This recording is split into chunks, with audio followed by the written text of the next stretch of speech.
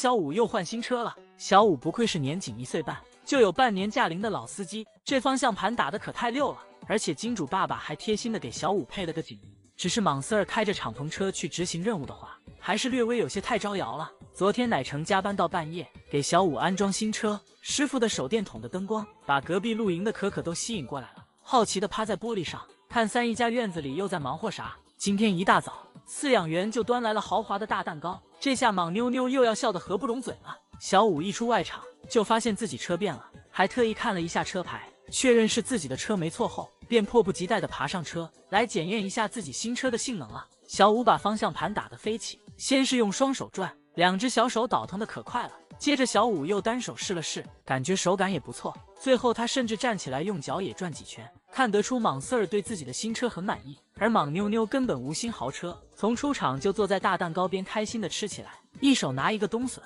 看这小模样就知道已经吃美了。莽斯尔匆匆的拿了一块胡萝卜，就又爬上车，躺在引擎盖上当起了车模，这小模样看着还挺妖娆。据说小五这辆新车价值20多个 W， 只能说金主爸爸真的太宠了。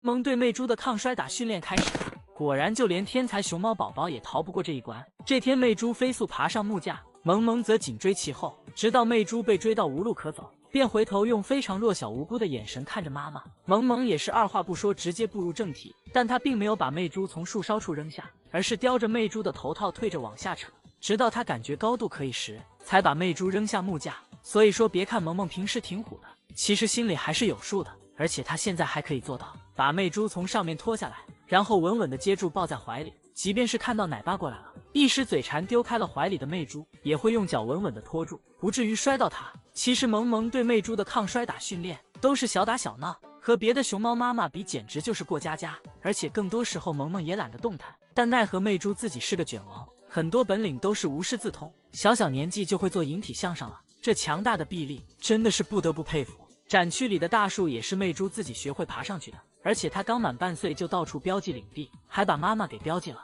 所以当他听到危险的声音时，他不仅没有躲起来，而是挺身而出挡在妈妈的前面。真的不敢想象，年仅半岁的魅猪就可以保护妈妈了，不知道魅猪到底还会带给大家多少惊喜。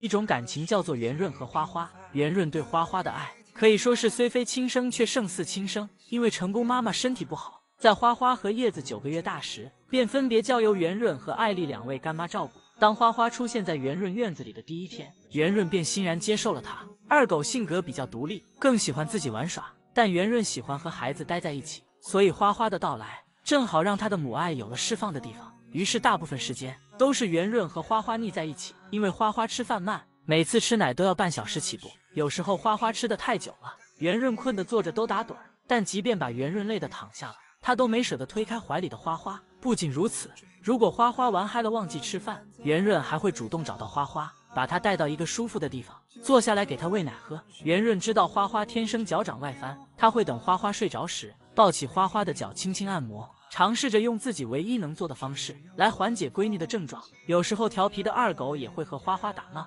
但圆润看到了不仅会阻止二狗，还会浅浅的教育一下他。这么来看，他夺花花几根笋也是应该的。二狗表示，你当年欠我的，就用你手里的笋笋来还吧。有一天下雨了，花花想出去玩，圆润一直站在门口劝他，孩子你太小不会躲雨会生病的。但是花花根本不听，那是硬着头皮也要往外走。圆润只好咬住他的头套把他拖回家。他把花花拖回去后，还跑到门口想把门给关上，但是他看了一下发现自己不会关，所以只好作罢。没过一会花花又跑出来了，圆润仰起头看了一下，发现雨下的还是很大，于是又把花花拖回去了。就这样母女俩拉锯了4个回合，在最后一次花花刚出来，门却关上了。被关在室内的圆润此刻不知道会有多着急，于是圆润便开始教花花躲雨，趴在木架上把头低低的埋下，只要头不淋湿就不算淋雨。花花倒也是有样学样的照做了，但是总感觉哪里不对。花花一直在甩身上的水，而圆润却纹丝不动地趴在那里。把镜头拉远了才知道，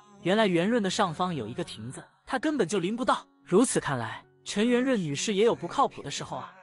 是被魅猪治愈的一天，魅猪的背影在阳光下看起来金灿灿的，像是会发光，而且她还微微的歪着脑袋，这背影任谁看了都是心暖暖的。最近魅猪爱上了玩滑滑梯，但是她自己现在还滑不利索，需要饲养员陪她一起玩。太公让魅猪躺在上面往下滑，尽管滑下来时会摔一个大屁洞，他还是第一时间爬起来去找太公，表示自己还想玩。太公怕他屁股摔得太疼了，想让他趴着往下滑，但是媚珠不喜欢，那是自己硬生生的又爬了上去，让太公把他平躺着滑下来。后来太公不和他玩了，媚珠还想追上去咬他，于是外公就绕着滑梯跟媚珠玩起了躲猫猫。不得不说，媚珠这孩子真的是鬼机灵，小小年纪就知道抄近道了。只见他眼珠子一转，就从滑梯下面钻了过去，抄近道去抓太公了。媚珠性格很活泼，属于那种电量足，具有超长续航能力的一款小熊，但缺点就是开机比较慢，需要很长的唤醒时间。在媚珠开机的过程中，她是处于甜妹阶段，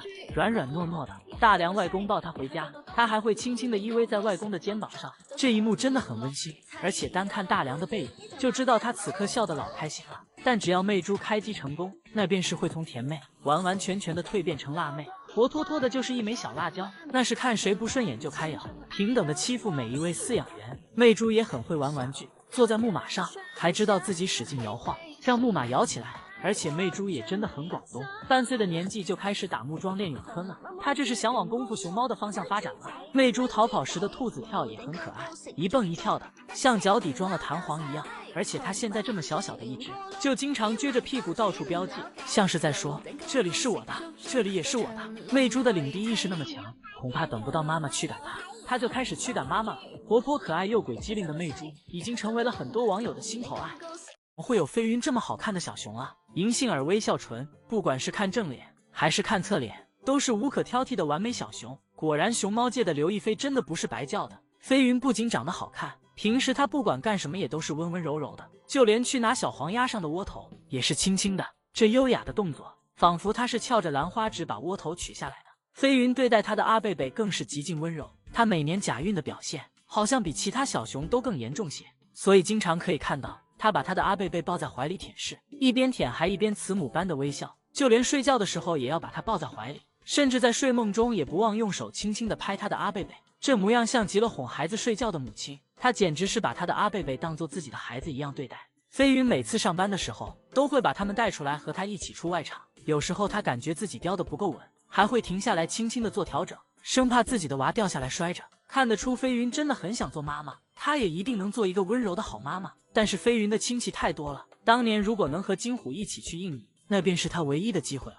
飞云现在有4个阿贝贝，有时候饲养员会都给他带出来，飞云怀里抱着一个，还不忘时不时的回头看另外3个，看得出他为了这几个娃也是操碎了心。然而同样的玩具，妙音玩起来的画风就截然不同了。妙姐的阿贝贝不是在天上飞，就是在和他一起练习无敌风火轮。这个米妮的待遇也好不到哪去，妙姐表示只有强者才配做我的孩子，而隔壁的大虎子总爱搞破坏，3两下就把玩偶娃娃给咬烂了，所以他现在基本不配拥有这类的阿贝贝。有了对比之后，就更能凸显出飞云的温柔了，因为飞云真的太美太甜了，大家看到飞云就会秒变夹子音，就连朝夕相处的饲养员也不例外。看一下飞云要是回家了，这么些人在欢迎他，